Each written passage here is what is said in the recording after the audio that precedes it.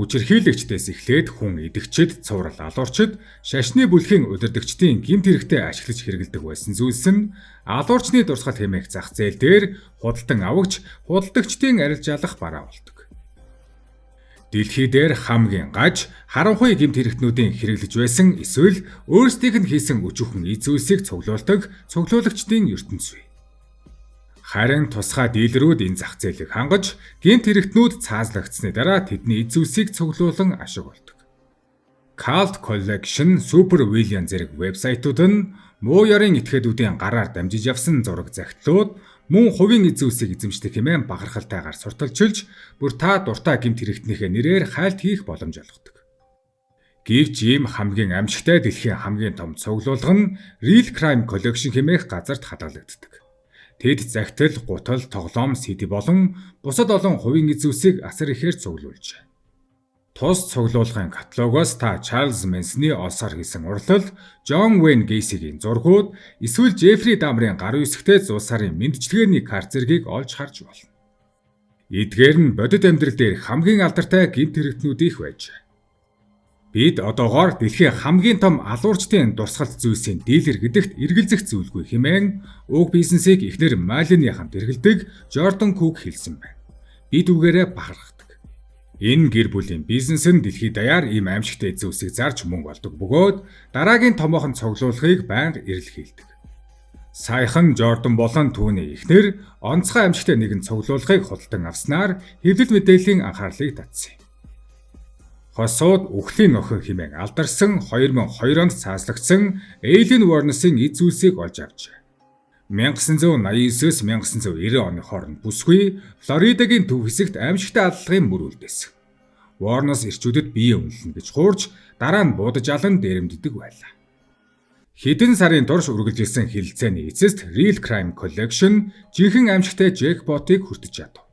Үүнд Warnes цаазаар авахлах үедээ өмсөж байсан углааш, загалмай, гар бичмэл захидлууд, зургууд, халаад, шоронгийн алчуур зэрэг багтсан байна. Jordan-ы хэлснээр тэд мөн Warnes бүсгүй нэг эсвэл хоёр, магадгүй 3 аллах үлдэхтэй өмсөж байсан байж болох Кэтийг ч хүлээн авчээ. Эдгээр цуглуулгууд зах зээлд гарснаас хойш хэвлэл мэдээллийн хар бараан сониуч зангаас үүдэн борлуулалт огцом өссөн байна. Бид цуглуулгын ихэнхийг зарсан гэж Jordan хэлв. Гэхдээ илүү утга учиртай зарим зүйлсийг өөрсдөдөө үлдээхээр шийдсэн. Ирээдүйд бид өөрсдийн музейг нээхийг хүсэж байна гэж. Тэд алуурчны Кэт болон халаад хоёрыг үлдээсэн байна. Хууль бус биш ч гэсэн ийм аимшигт гэмт хэрэгээс ашиг олж үйл явдал олон хүний ёс суртахуунд харшилсаар ирсэн. Jordan Cook хэлэхдээ жинхэнэ гэмт хэргийн дурсгал цуглуулах түүх нь магадгүй анхны хүн өөрийн төрлийг цохиж унаснаас хойш эхэлсэн байх. Та юу ч цуглуулж болно. Харин бидний баримталдаг зарчим бол эд зүйлсийг бодитоор жигсааж, хувийн ашиг олохын тулд зарах явдал. Яагаад ийм зүйлд татагдах болсон шалтгааныг асуухад Jordan яг юунаас болдгийг хэлэхэд эцэв. Гэхдээ эдгээр зүйлсийг барьж харьцаж байгаа үйл явц өөрөө бидэнд нэг төрлийн сэтгэл ханамж өгдөг гэж тайлбарлав. Түүхэндх хамгийн алдартай гэмт хэрэгтнүүдийн нэгэнд харьяалагдж байсан зургийг эзэмшнэ гэдэг маш итгэхэд мэдрэмж төрүүлдэг. Дэлхийн музейнүүдэд дэлгэгддэг чухал эд зүйлсэд гар хүрэх боломж олдно гэдэг үнэхээр онцгой. Түүхийн үүднээс харсан ч энэ хар бараан аимшигтай мэдрэмж надад маш их таалагддаг. Заримдаа тэднийг харцуухтаа анхны эцэд нь яг ижил зүйл хийж байсан байх гэж төсөөлдөг хэмээж. Гайхалтай зарим хохирогчдын гэр бүлийнхэн ч мөн адил ийм сонирхолтой байдаг аж. Jordan дурсахтаа Ted Bundy-гийн хохирогчдын нэгний зээ охин түүний лангуунд ирсэн тухай ярьжээ. Би эхэндээ асуудал үүсгэх гэж ирсэн байх гэж бодсон. Гэтэл үнэндээ тэр Ted Bundy-тэй холбоотой зарим зүйлсийг худалдаж авсан гэж. Jordan-ы энэхүү компани бодит гэмт хэрэгүүд цуврал алуурчид шашны бүлгийн удирдагчтай холбоотой ямар ч эд зүйлсийг худалдаж авахд бэлэн. Аль болох нэрт гарсан байх тусмаа сайн. Тэдний үндэс бизнес нь шоронд багтаа хийсэн урлагийн бүтээлүүд, хувийн жижиг эд зүйлс, төрөл садан, найз нөхөдтэй бичсэн гар бичмэл захидлууд, хувцас хэрэглэл зэргийг хамардаг. Тэдний гар дамжуулан зарсан хамгийн үнэтэй зүйл бол Америкийн цуврал алуурчин хүн идэгч Альберт Фишийн хүлээлгэн өгсөн захидал бөгөөд үүнийг Европын нэг үзээ $25,000 худалдан авчээ. Хүн идэгч Альберт Фиш нэгэн ээжид хандан түүний 10 настай охин Грейс Бадыг алж чанаж болгож эцснээ хүлээн зөвшөөрсөн байдаг. Захидлын агуулга нь хэтэрхий аимшигтай тул бүрэн ихээр нийтлээгүй ч алуурчин Fish Grace охиныг урьдчилан сонгосон Westchester торигдох эзгүй байшинд хэрхэн дагуулж очсноо дэлгэрэнгүй дүрсэлсэн байв. Алуурчин шүүгэнд нуугдж байгаад охин руу дайрч боомлж алсан бөгөөд захидалдаа Grace-ийн ээжид охин нь өөрийгөө хамгаалгаар тэмцэж хашгирч байсныг багтаагаар өгүүлжээ. Худалдан авагчид ийм эзэвсэд хэдэн мянган доллар зарцуулдаг тул авна гэж буй зүйл нь жинхэнэ нисгэд бүрэн итгэлтэй байхыг шаарддаг. Jordan тэдний баталгаажуулалтын процессыг тайлбарлахдаа захидлуудын хувьд бараг өөрсдөө л баталгаатай байдаг. Бүгд шоронгоос илгээгдсэнийг илтгэх тамхтай тул шалгахад амархан гэж. Тэр үргэлжлүүлэн бусад эд зүйлсийн хувьд бид наривчилсан шалгалт хийдэг. Ихэнхдээ гэмт хэрэгтний найз нөхдөөс ирдэг болохоор тэмж хэцүү биш. Гэхдээ бид өөрсдөө энэ салбарын мэрэгчлэнүүд гэж үздэг хэмэв. Тухайлбал алуурчин Warnes-ийн цуглуулгыг тэд алуурчны найзуудын нэг Don Botkin-оос шууд худалдан авсан бөгөөд эд зүйл бүрт түүний гаргасан жинхэнэ гэдгийг батлах захидал хавсаргасан байж.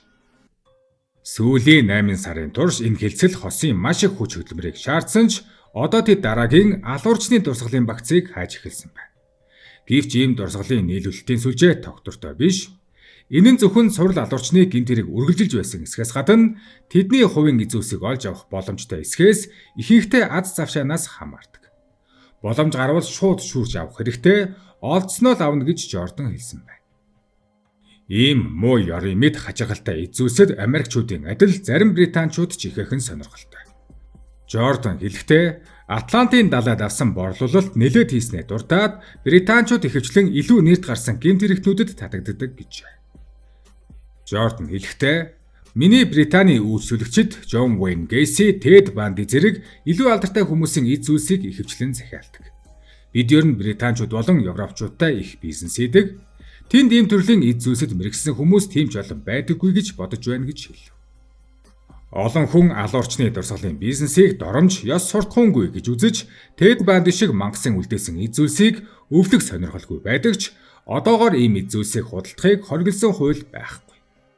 Холбогдох цорын ганц хууль нь Sons of Sam Act гэх бөгөөд энэ нь хоригдлууд гэмт хэргийнхээ алдраас ашиг олохыг хориглодог. Энэ бизнесийг эрхлэгч Jordan өөрийн 8-нд ёс зүйн зөрчил байхгүй гэж үздэг бөгөөд эдгээр гэмт хэрэгтнүүдийг шүтэн биширдэггүй гэдгээ онцолжээ. Jordan нэгэн подкастт хэлэхдээ бид энэ хэрэгт өртсөн хүмүүст мэдрэмжтэй хандах ёстойгоо үргэлж санаж авдаг. Мөн эдгээр гэмт хэргийн хохирогчдын төлөө дуугарч чадах бүхнээ хийдэг. Бид энд муу мухайг алдаршуулж байгаа биш, харин дэлхийн түүхийн чухал хэсгүүдийг хадгалж, хойч үедээ дамжуулан үлдээж байгаа юм гэж хэлсэн байна.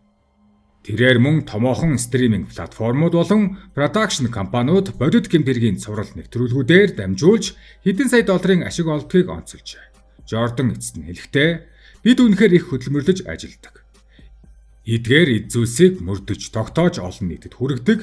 Заримдаа энэ нь асар их дарамттай байдаг ч өнөөдөр бидний хүрсэн амжилт санамсаргүй зүйл биш. Бид үүнд маш их цаг хугацаа, хүч хөдөлмөрөө зориулсан гэж. Алуурчдтай холбоотой дурсгалын эд зүйлийг англиар memorabilia гэж нэрлэдэг. Энэ нь murder memorabilia гэсэн нийлмэл үг бөгөөд 1990-ад оноос өргөн хэрэглээнд орсон.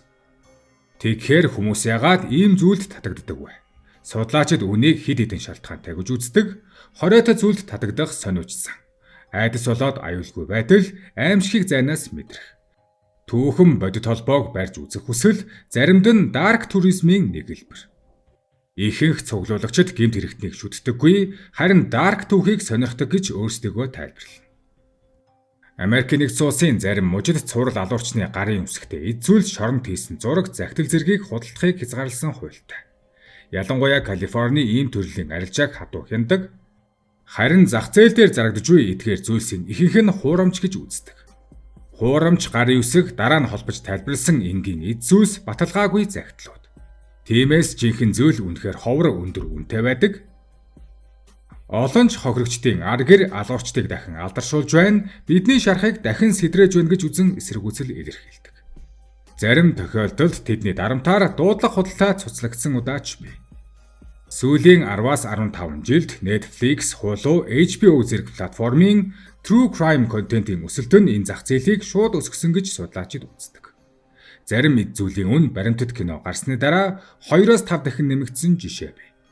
Гэхдээ ёс зүй маргаан хизээж дуусахгүй. Энэ бол түүхүү эсвэл ашиг хонжоо хасан явдал. Энэ асуулт одоо ч хариултгүй хэвээр хууль ёсны байж болох ч ёс суртахууны хил хязгаар хүмүүрт өөр байдаг. Хүн төрөлхтний эртний зүн бол аюулыг таних, бодит гэмт хэргийн түүх нь үндсэндээ шин зүйл биш. Амд амьдсан Иранаас контент подкаст уран сахны кино болтлоо хөгжиж. Эрт дээр үед хүмүүс аюултай хүнийг таних нь амьд үлдэх гол чадвар байв. Хүнд итгэж болохгүй вэ? Ямар шинж тэмдэг осол авчрах вэ? Бодит гэмт хэргийг сонсож үзэхдээ хүний тарих хэрвээ би ийм нөхцөлд орвол яах вэ гэж суралцах горимд ордог. Аимшиг дээрэс нь бодит байдал маш хүчтэй анхаарал татдаг. Бодит гэмт хэргийн түүх нь аимшигтай, гэхдээ аюулгүй орчноос тэлэгцсний цаанаас үзэж сонсдог. Энэ нь тархинд адреналин, дофамин ялгаруулдаг. Яг л галзуу хулганд суухад маш аимшигтай ч таашаал авч чаддагтай адил гэж хэлж болно. Судалгаагаар бодит гэмт хэргийн үзэгчдийн 60-70% нь эмэгтэйчүүд.